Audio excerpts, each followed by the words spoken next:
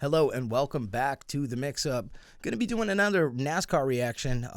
This one from the channel MMCS on YouTube. This one entitled NASCAR's Most Cheating Moments. If you'd like to check out this video without my commentary, there will be a link in the description down below. Let's get right into it. The other controversy, the one that boiled over Sunday, was with Jimmie Johnson's qualifying run. The car was deemed by NASCAR to have an unapproved aerodynamic device, and Chad Knaus has been given at least a vacation through the Daytona 500. He won't be anywhere on the Speedway grounds. Jimmie Johnson, the driver, just held a press conference to address the issue. Dave Burns was there.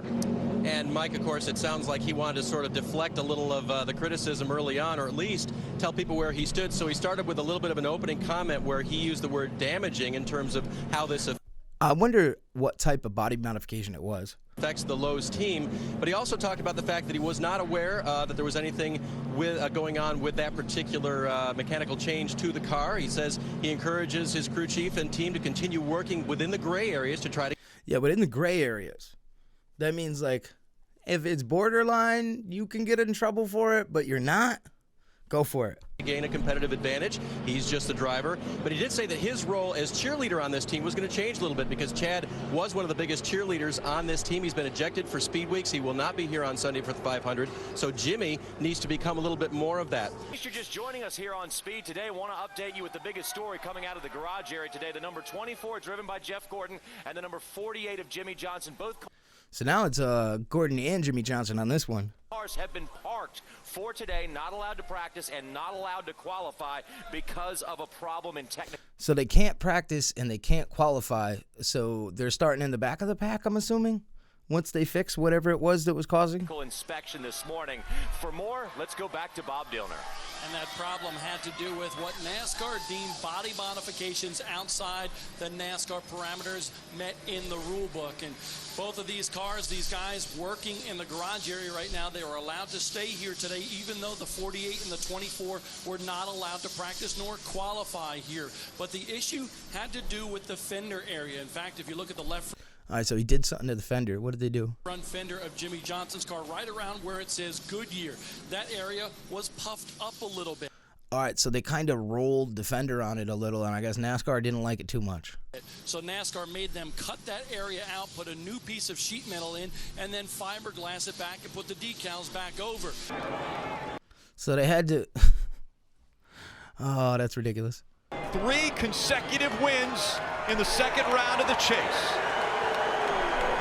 Mixed emotions out of the crowd.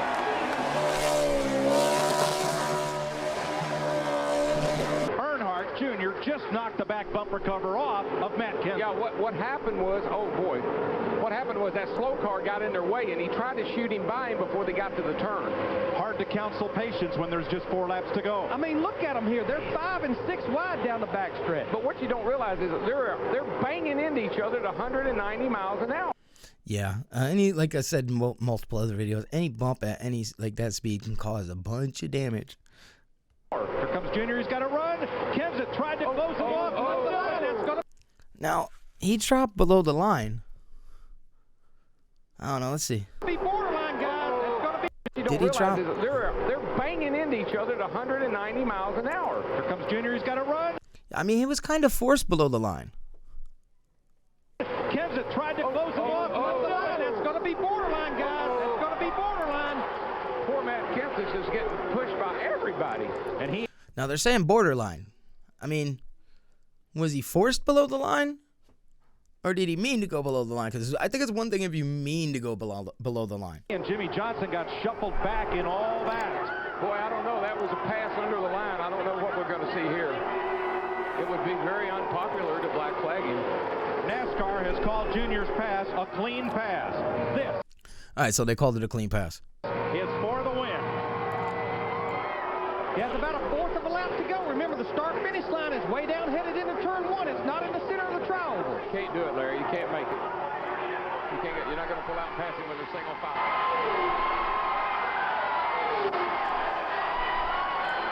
Clean pass for the win.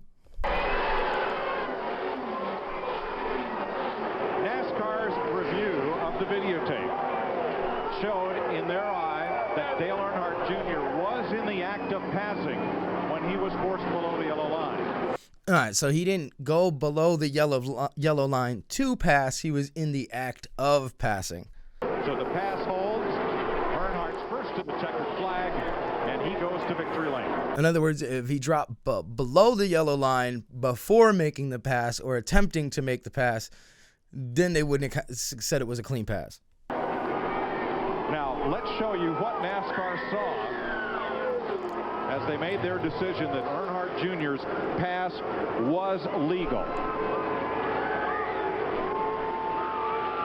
He was pretty much all the way to Matt Kenseth door to door when he was forced down below the yellow line. We emphasize to the teams that it's a judgment call, and you cannot advance your position by going below the yellow line. In this particular instance, Dale Earnhardt Jr. had advanced his position. He had already passed. All right, so they're not saying he was in the process of passing. He had already passed. And if you look right here, go back one more. One below the yellow line. Let's see. In this particular instance, Dale Earnhardt. Yeah, he was literally, the nose was in front right before he dropped down. Jr. had advanced his position. He had already passed the 17 car before he went below the yellow line. I don't know. I always got told that the rule is if you get forced down there, then you're the winner of the race. On the last lap, anything goes. They always say it in the driver's On the last lap, anything goes. meeting. And that's what I was going with. I got forced down there, man. I had a nose inside of him, and I could have piled up the whole field, and I guess that would have been a cooler finish. I don't know, but I'm proud of DEI. I'm proud of the Principal Financial Group. Everybody on this team. ECR engines were awesome. It was a great day for us. We're trying to get this car funded for next year. So I think that looked like a little bit different than the other. Let's go back. Would have been a cooler finish. I don't know, but I'm proud of DEI. I'm proud of the Principal Financial Group. Everybody on. All right, see, that one compared to the other one is he's way below the yellow line, and he's not forced down there. He's going down there to make the pass.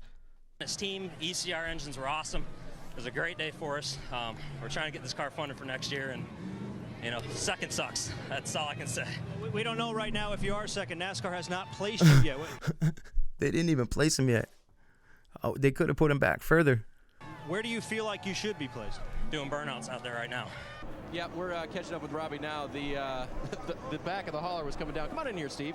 Pull back. We got a little more car back in there. Okay, very good. So, top 10 finish for you. Great night for you. We were looking at some debris possibility coming out of your car, roll bar padding, anything like that going on? Not that I'm aware of. Was he throwing stuff out the car? We had a good run tonight. We broke a diff late in the race and had a shot at probably let's see here. 10th. So I'm pretty happy with the run we had tonight. And we're looking for, okay, right. I don't know. That looked like a piece of metal. It didn't look like roll bar padding. We're showing if it now. you look, there was like a little sparkle and there. Had a shot at probably something was shiny. 10th, so I'm pretty happy with it's like with the black. run we had tonight. Yeah, black and shiny. We're looking for, okay, Rob. We're showing it now here just so you can get a look at it. Can you guys run it back one more time? Because it was black on one side, shiny on the other. It was like a piece of debris. I don't know. He either ran over something or something came off his car or out of his car. We didn't have it right in here. There you go. I'm messing up his hauler here. Robbie, there's your car. Does it say? What'd you see? Back it up one more time, guys. We just get Robbie to get a good look at this. Keep going. Yeah, there's something right there, but it kind of glistens in the light like it's reflective. Keep going back. Back. We just want. So that's why I don't think it would be roll bar padding. Like, that doesn't make sense. I want you to take a look because we're trying to figure out.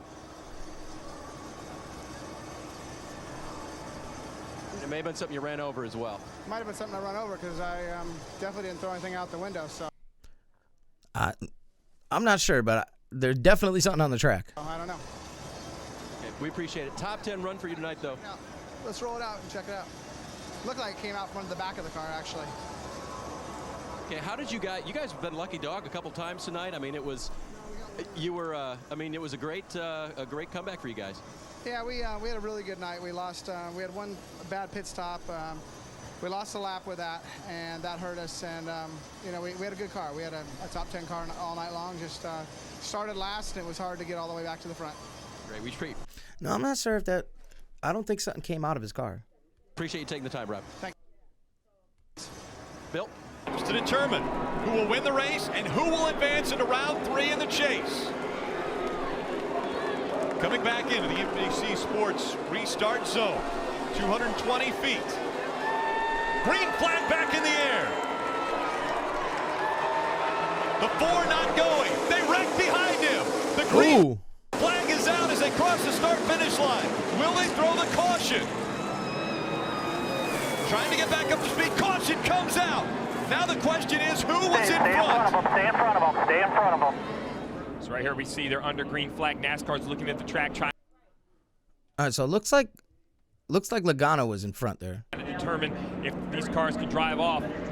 It's very important to see who the leader is when the light comes on. Caution comes out, and that's how close it is to determine who wins this race.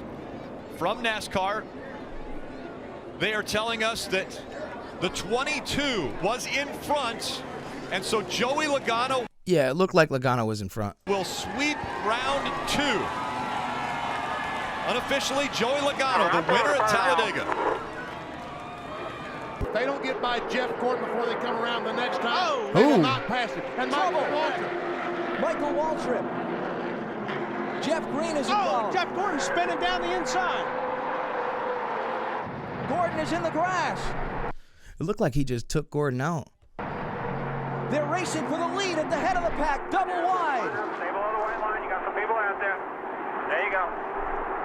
Sterling Marlin, he's got damage. He must have hit Gordon. Well, I'm sure he's checked. He may have been wondering how that right front damage looks.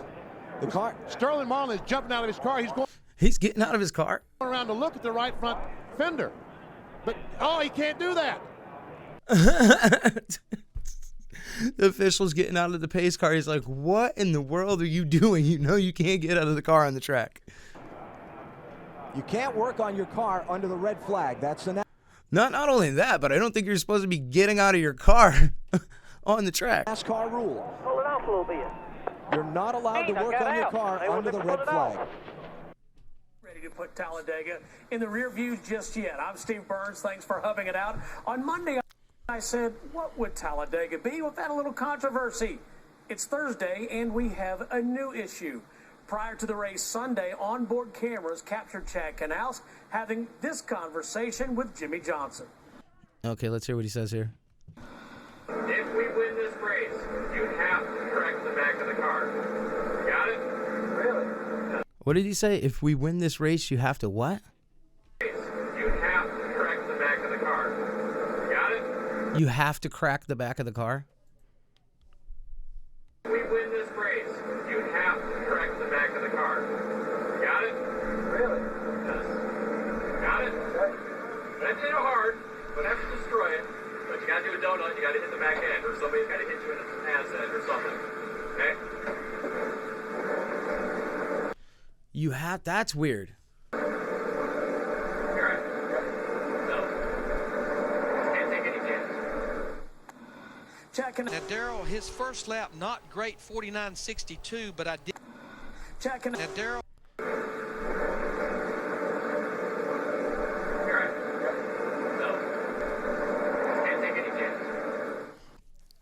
I'm just curious as to why they were asking him to do that. Checking. Oh, wait a minute. So there's something with the back of the car that shouldn't have been the way it was. And that's all right. That makes sense. His first lap, not great, 49.62, but I did notice he ran about as high as you can run on lap 1, which that means when you come to the bottom as he is now, you should pick up a little more than what you've seen on the normal 5 to 6 tenths. He's going to be right on Skinner's back bumper, if not just right in front of it. Right now, it looks like he's flirting with. It says he had jet fuel in his fuel tank. Maybe a 48.90, right in that neighborhood. 48.94, and that's just one notch quicker than Regan Smith. But you know what? It could end up being that close as to who gets in and who misses. Michael Waltrip's old school. He's been racing for years. This is this Daytona 500.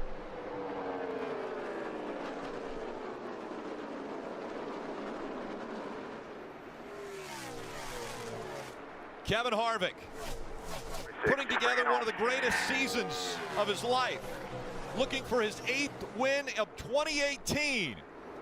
And more importantly, a secured spot in the championship board for another chance at a championship. Harvick wins at Texas. Oh, it says he had an illegal rear spoiler. Ryan Newman can pick up this win, a second victory. Man on the floor. Trouble, Clint Boyer. Caution flag is out. Things change again. Wow. 39 is going to win the race. Well, that kind of sucks. 9 more right here. Is your arm starting to hurt? I bet it's hot in there. Itches. Oh, yeah.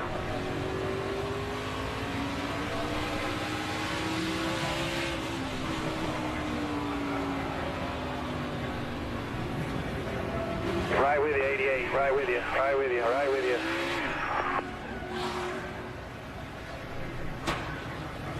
So those are some of the circumstances. Jamie is with Clint Boyer right now. Put your money on 4. There are 2 cars. So what exactly? Someone explain to me what happened in that one. Cars with a 4, led of course by this one. Jeff took. All right, it says look at his rear window. The 2s with Keselowski pitting. There's 5 cars in the top 10 with a 2 in their number. I took the 8s. There's 2 of those. Oh, this is that FlexGate thing when they were saying that the windows were flexing. Class remains in session. Kevin Harvick, Rodney Childers, Stuart Haas Racing, and Ford go to victory lane, 2nd week in a row, winning the Pennzoil 400 presented by Jiffy Lube. All right, so the other controversy. That was it for this video. Until next time, this has been the mix-up. Again, if you want to check out this video without my commentary, link will be in the description down below. Till next time, peace.